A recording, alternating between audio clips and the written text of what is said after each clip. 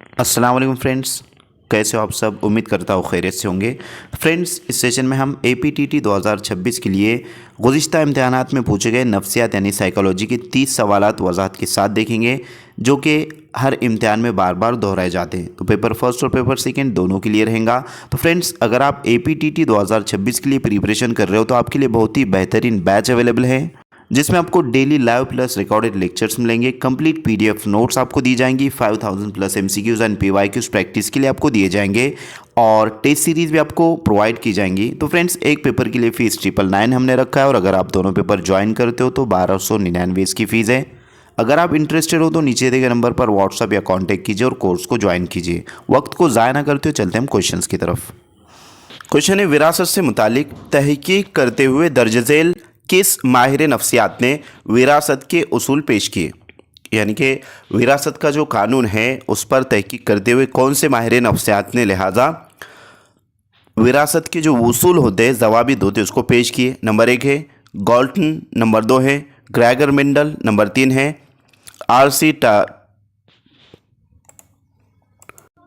RC ट्रायन और number 4 है प्याजे। तो फ्रेंड्स, मेंडल ने जो है तो कानून विरासत के उसूल पेश किए हैं, जैसे कि 10th स्टैंडर्ड की बुक में से जो तो ये क्वेश्चन पूछा गया है। फ्रेंड्स, कानून विरासत पर मबनी मटर के पौधे यानी कि मटर के पौधे पर जो तो उसने ये रिसर्च किया था मेंडल ने। तो लिहाजा इस क्वेश्चन का करेक्ट आंसर रहेगा ऑप्शन नंबर 2। अगला सवाल है कि मुख्तलिफ हालात की वजह से तलबा में इनफरादी इख्तलाफात पाए जाते हैं, इसलिए मौल्लिम इनफरादी इख्तलाफात की मालूमात हासिल करके तलबा की तदरीस करे। इस दौरान मौल्लिम को दर्ज झेल में से कौन सी बात टालनी चाहिए। यानी कि दौरान तदरीस बच्चों को जो है तो किस तरीके से मौल्लिम तदरीस कर रहा है और मुख्तलिफ हालात की वजह से तलबा में इनफरादी इख्तलाफात पाए जाते हैं। इसके अकॉर्डिंग मौल्लिम इनफरादी इख्तलाफात की मालूमात हासिल करके तलबा की तदरीस करे। तो इस दौरान मौल्लिम को कौन सी बात टालना चाहिए, कौन सी बात टालनी चाहिए। नंबर 1, फितरी कुव्वतों जिबिल्लतों की नशोनुमा के लिए मुनासिब तालीमी तजुर्बात दिए जाए। नंबर 2, सलाहियतों को ज़्यादा से ज़्यादा फ़रोग देने के नज़रिए से मुनासिब हालात फ़राहम किए जाए। नंबर 3, मखसूस हालात पैदा करने पर मखसूस किस्म की नशोनुमा हो सकती है, ये फ़र्ज़ करते हुए उस तरह की कोशिश की जाए। और नंबर 4, तलबा की ज़हनी और समाजी नशोनुमा के लिए कोशिश की जाए। तो फ्रेंड्स, इस क्वेश्चन का जो आंसर रहेगा लिहाजा ऑप्शन नंबर 3 सही जवाब रहेगा कि मखसूस हालात पैदा करने पर मखसूस किस्म की नशोनुमा हो सकती है, ये फ़र्ज़ करते हुए उस तरह की कोशिश की जाए। यानी कि उस तरह की जो है तो तदरीसी मेथड इस्तेमाल की जाए।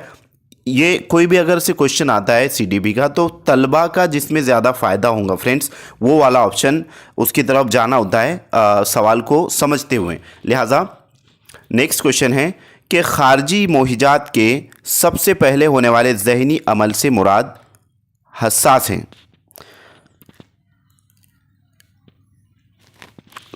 एहसास हैं।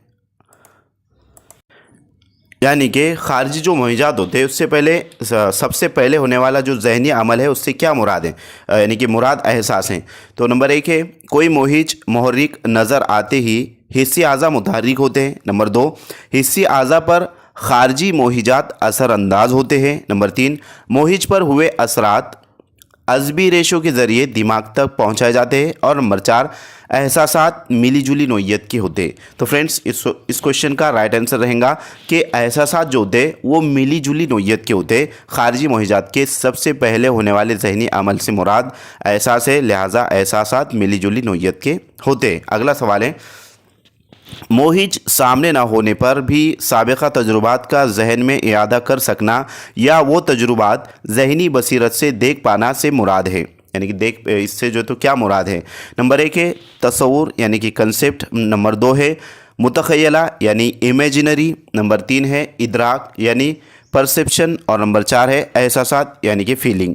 तो फ्रेंड्स, मोहिज सामने ना होने पर भी साबिक़ा तजुर्बात का जहन में यादा कर सकना या वो तजुर्बात ज़हनी बसीरत से देख पाना, इससे मुराद लिहाजा तख़य्युल होता है, इमेजिनरी पावर होता है, इमेजिनेशन पावर कहते हैं जिसको, जो ब्रेन से रिलेटेड होता है। ऑप्शन नंबर 2 मुतख़य्यला सही जवाब रहेगा। नेक्स्ट क्वेश्चन है गेस्टॉल्ट के बसीरती नज़रिए के मुताबिक दर्ज झेल में इदराक से मुतालिक कौन सा बयान गलत है। तो ये निगेटिव टाइप का क्वेश्चन पूछा गया है।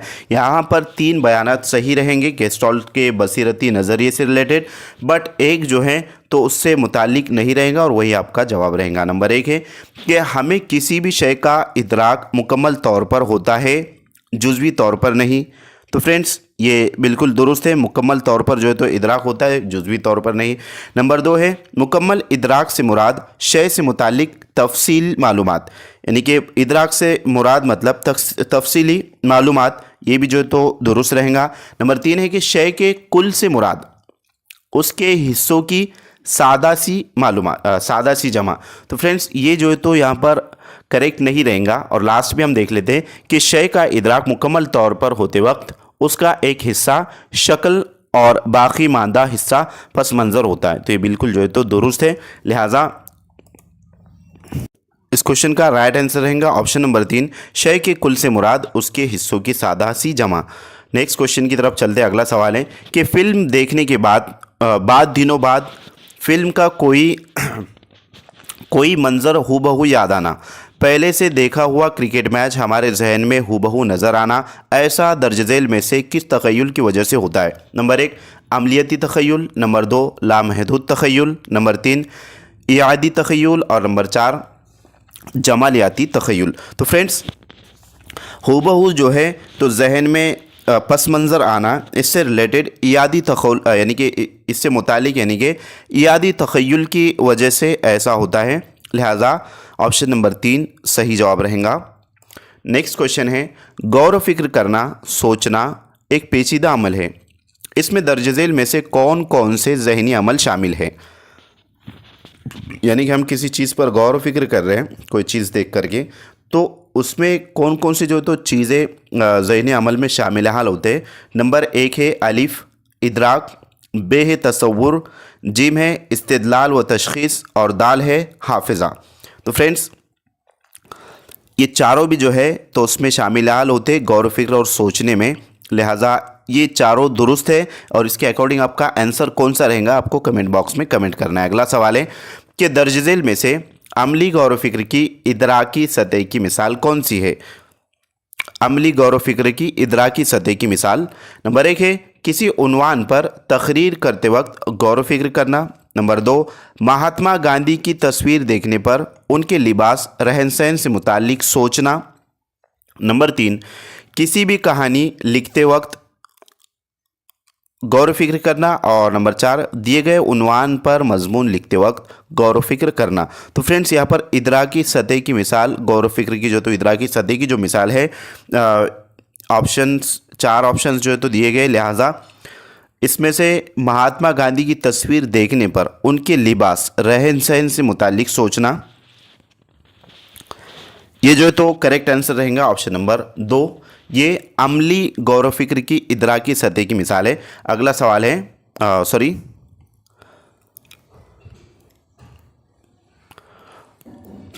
अमली गौर व फिक्र की इदराकी सतह की मिसाल कौन सी, हाँ यही जो है तो आपका राइट आंसर रहेगा। तो आपको सवाल भी अच्छे से जो है तो चेक करना है यहाँ पर निगेटिव टाइप का है या नहीं, क्योंकि अक्सर जो है तो कन्फ्यूजन वहाँ पर हो जाता है। तो ऑप्शन नंबर 2 करेक्ट आंसर रहेगा। अगला सवाल है कि हाफिज़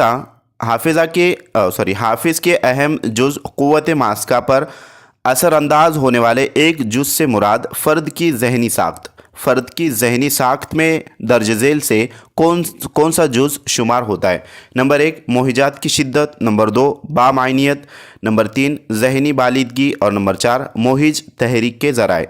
तो फ्रेंड्स इस क्वेश्चन का सही जवाब रहेगा ऑप्शन नंबर 3 ज़हनी बालिदगी। अगला सवाल है कि क़ुव्वत मास्का की पैमाइश करते वक्त दर्ज झेल से कौन सा तरीक़ा इस्तेमाल नहीं किया जा सकता। तो फ्रेंड्स ये नेगेटिव क्वेश्चन है, नेगेटिव टाइप का क्वेश्चन है। नंबर 1 है बाज़याफ्तगी का तरीक़ा, नंबर 2 है शनाख्त का तरीक़ा, नंबर 3 है तरीक़े बाज़ आमोजिश और नंबर 4 है बाज़ ख्वानी का तरीक़ा। तो फ्रेंड्स क़ुव्वत मास्का की पैमाइश करते वक्त लिहाजा कौन सा तरीका इस्तेमाल नहीं होगा? तो फ्रेंड्स यहाँ पर बाज़ याफ्तगी का तरीका, शनाख्त का तरीका और तरीक़े बाज़ आमोजिश ये जो है तो इस्तेमाल होंगे, बट बाज़ ख्वानी का तरीका इस्तेमाल नहीं होगा। लिहाजा ऑप्शन नंबर 4 करेक्ट आंसर रहेगा। नेक्स्ट क्वेश्चन है कि कोमेज और सिंह की पेश करदा तहरीक की तारीफ में दर्ज झेल से कौन सा बयान शामिल है?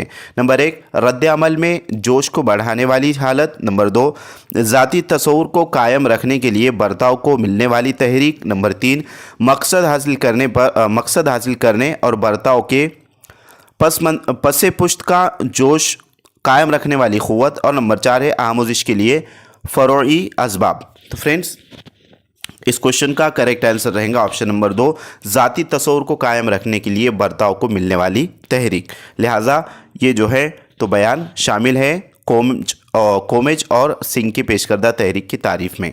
अगला सवाल है, थर्स्टन ने इंसानी सलाहियत, याददाश्त, इल्म आदत, इदराकी रफ्तार, अंदाज़ा, खलाई इल्म और मसले का हल, इन इब्तिदाई नफसी सलाहियतों को मियार मानते हुए दर्ज झेल से ज़हानत का कौन सा नज़रिया पेश किया? नंबर 1 मिक़दारी नज़रिया। नंबर 2 दो आइली नज़रिया। नंबर 3 कसीरुल अमल नज़रिया। और नंबर 4 दिमागी तरबियत के ज़ाब्ते का नज़रिया। तो फ्रेंड्स थर्स्टन ने ये तमाम तर सलाहियतों को मद्देनज़र रखते हुए कसीरुल अमल का नज़रिया जो है तो पेश किया। ऑप्शन नंबर 3 करेक्ट आंसर रहेगा। नेक्स्ट क्वेश्चन है, 1990 में जज्बाती ज़हानत का नज़रिया जॉन मेयर और डैश ने पेश किया। यानी कि जॉन मेयर के साथ कौन से माहिर नफ्सियात थे जिन्होंने जज्बाती ज़हानत का नज़रिया पेश किया? नंबर 1 है पीटर सॉल्वी। नंबर 2 है विलियम जेम्स। नंबर 3 है दिलीप सिंह। और नंबर 4 है ब्रूनर। तो फ्रेंड्स पीटर सॉल्वी और जॉन मेयर ने 1990 में जज्बाती ज़हानत का नज़रिया पेश किया। ऑप्शन नंबर 1 राइट आंसर रहेगा। नेक्स्ट क्वेश्चन है, दर्ज झेल ज़हनी कशमकश कशाकशी के असरात से कौन सा असर नामुनासिब है? तो फिर फ्रेंड्स ये निगेटिव टाइप का क्वेश्चन पूछा गया है। नंबर 1 है फ़र्द मायूसी का शिकार होता है। नंबर 2 फ़र्द की फ़ालियत में जोश पैदा होता है। नंबर 3 अदम मुताबिकत होती है। और नंबर 4 फ़र्द कमज़ोर और लागर महसूस करता है। तो फ्रेंड्स इस क्वेश्चन का करेक्ट आंसर रहेगा ऑप्शन नंबर 2 कि फ़र्द की फ़ालियत में जोश पैदा होता है। अगला सवाल है,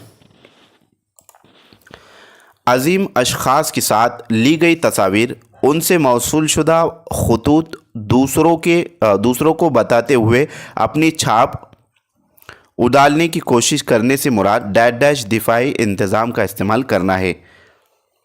तो फ्रेंड्स यहाँ पर शनाख्त से रिलेटेड क्वेश्चन पूछा गया है। ऑप्शन नंबर 4 इसका राइट आंसर रहेगा। तो अक्सर व बेशतर जो तो यही देखने में आता है कि अजीम जो अशख़ास होते हैं उनके साथ तस्वीर ले ली जाती है। अब मोबाइल का दौर है, लिहाजा आप और हम तमाम इससे वाकिफ़ हैं।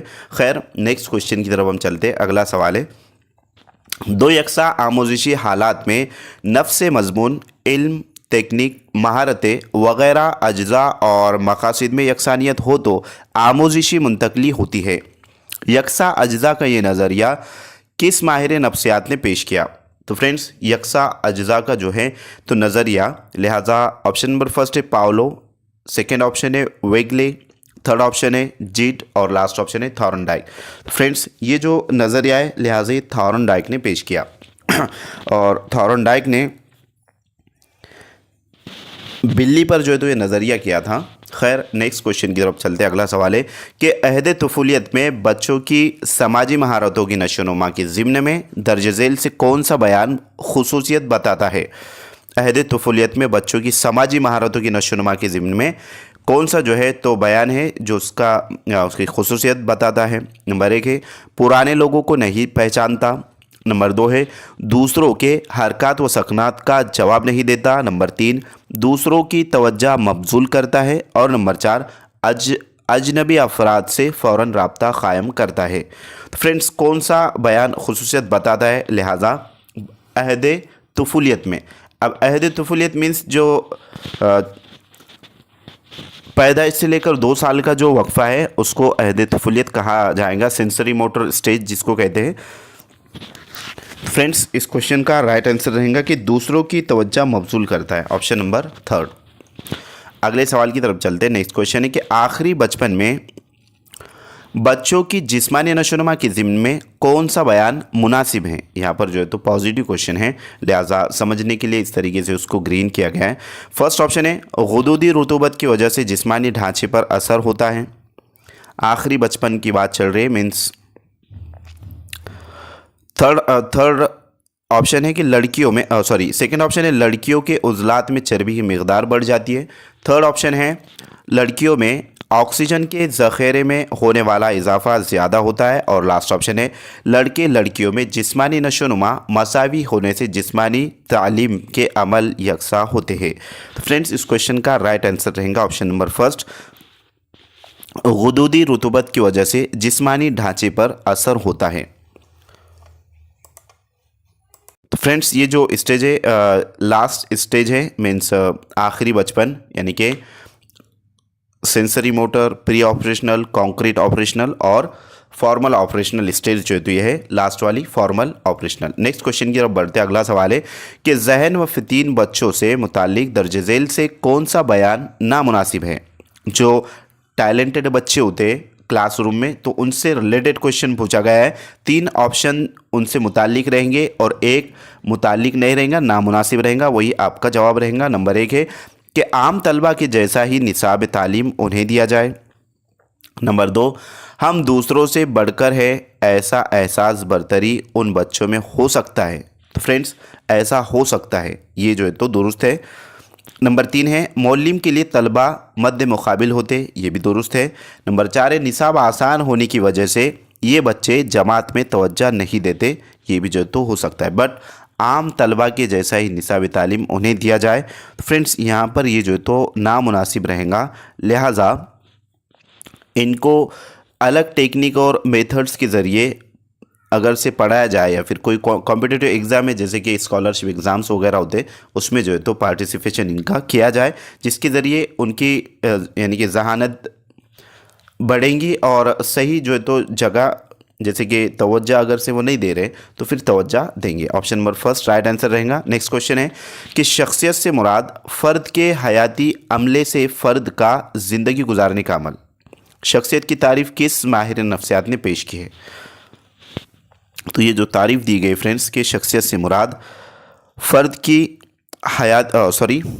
यहाँ पर मिस्टेक है, शख्सियत से मुराद फ़र्द के हयाती अतिये से फ़र्द का ज़िंदगी गुजारने का अमल, ये जो तारीफ़ है कौन से माहिर नफ्सियात ने पेश की है। नंबर 1 है नॉर्मन एलमन, नंबर 2 है G.W.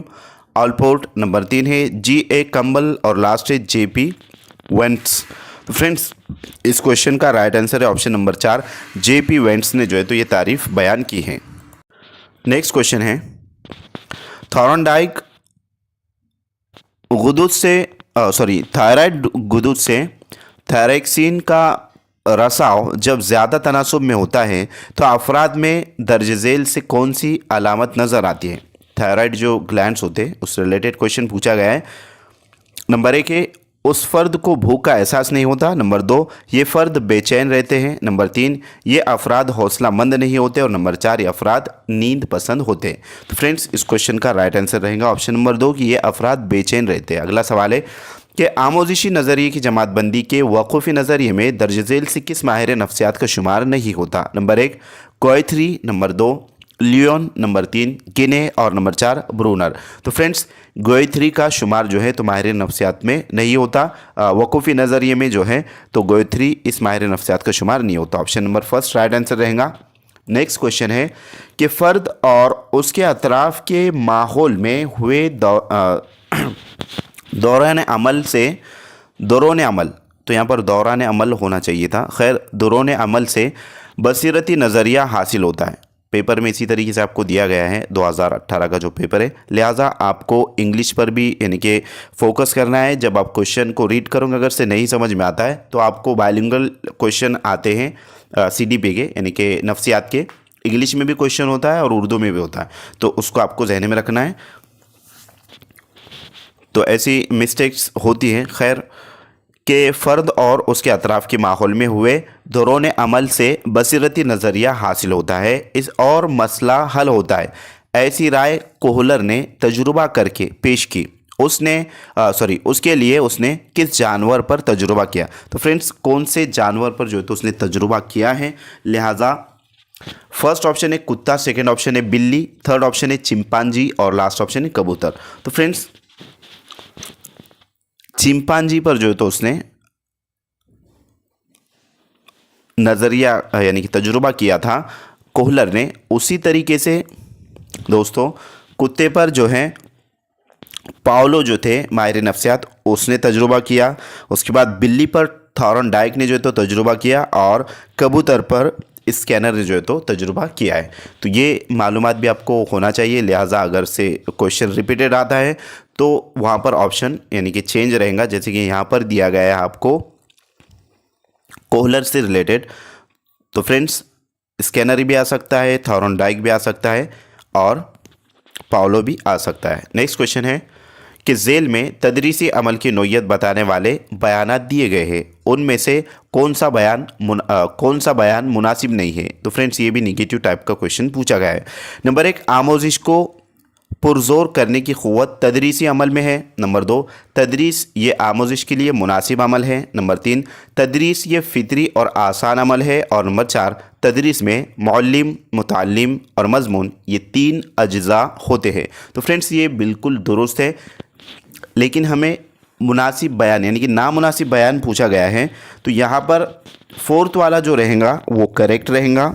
उसके बाद है तदरीस ये फ़ितरी और आसान अमल है। तो फ्रेंड्स तदरीस ये फ़ितरी और आसान अमल नहीं है, बल्कि फ़ितरी अमल तदरीस नहीं है, ये आमोजिशी अमल है, यानी कि इक्तिसाबी और आमोजिशी अमल है, ना कि आसान और फ़ितरी, लिहाजा ये रॉन्ग रहेगा। और सेकेंड है कि तदरीस ये आमोजिश के लिए मुनासिब अमल है।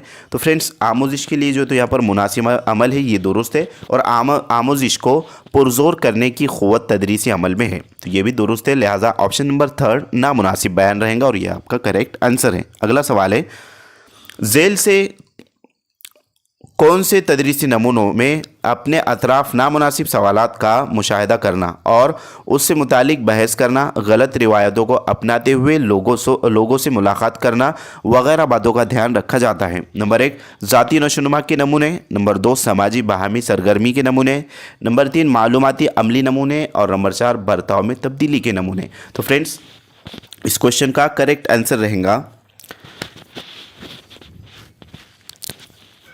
समाजी बाहमी सरगर्मी के नमूने, ऑप्शन नंबर 2। अगला सवाल है कि आमोजिश से मुराद ऐसा अमल जो नए हालात में रद्द-ए-अमल देने का मंसूबा करता है, झेल से किस माहिर नफ्सियात ने ये तारीफ़ पेश की है। Number 1 John Locke, number 2 John Herbert, number 3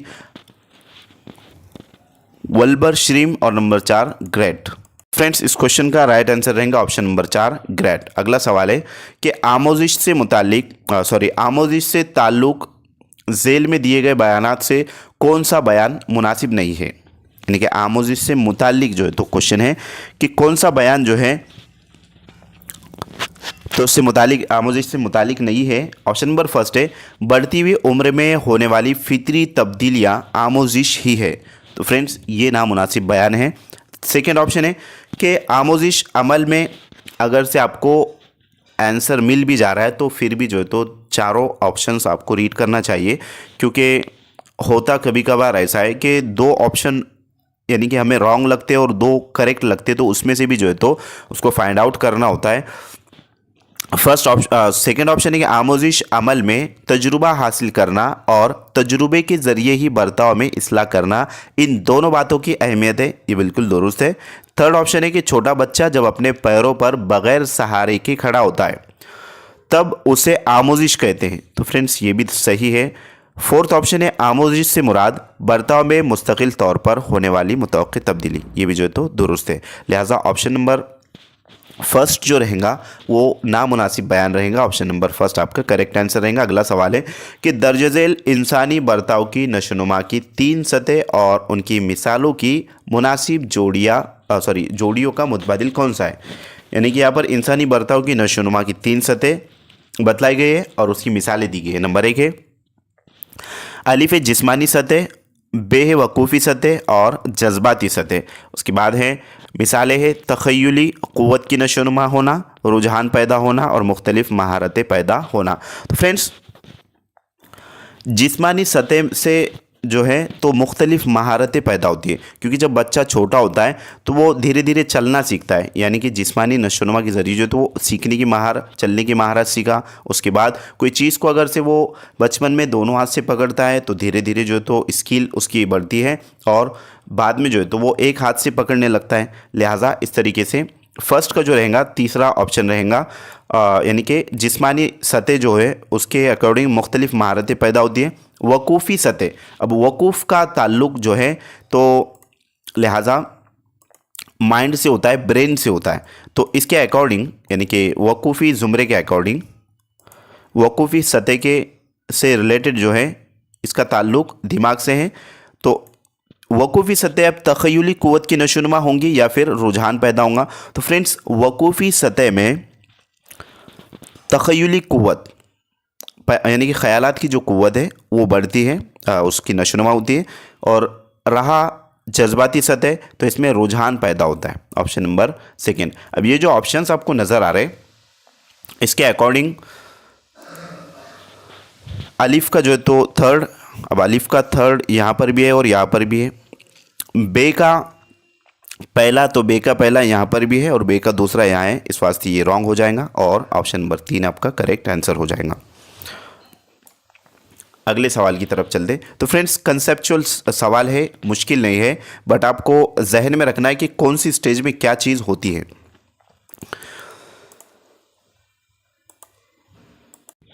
next question है कि ज़्यादा से ज़्यादा कोशिश के बावजूद हम तरक्की की जिस मखसूस हद से आगे जा नहीं सकते, आमोज़िश के ख़त्ती मुनहनी के इस मरहले से मुराद डैश डैश है।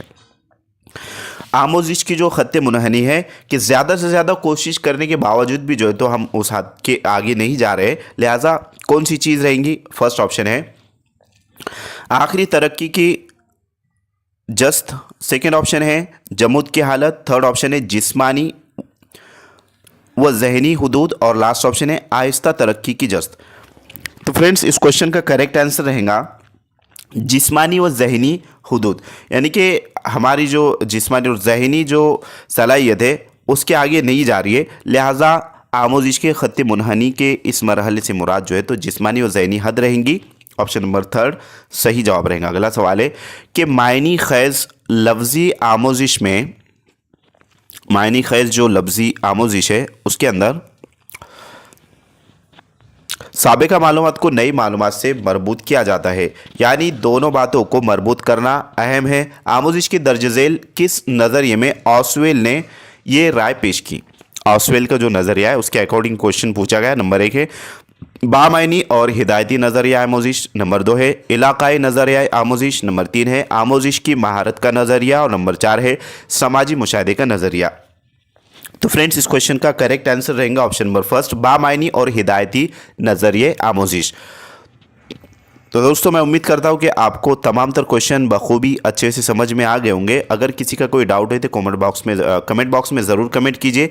और वक्त महदूद बचा हुआ है, यानी कि बहुत ही कम वक्फा बचा हुआ है, आपको अच्छे से स्टडी करना है, कंसिस्टेंसी को बरकरार रखते हुए पढ़ाई करना है। लिहाजा मिलते हैं हम अगले सेशन में। आज के लिए इतना काफ़ी है। Thank you for watching and listening my video. Thank you very much Indeed for your cooperation and have a nice day.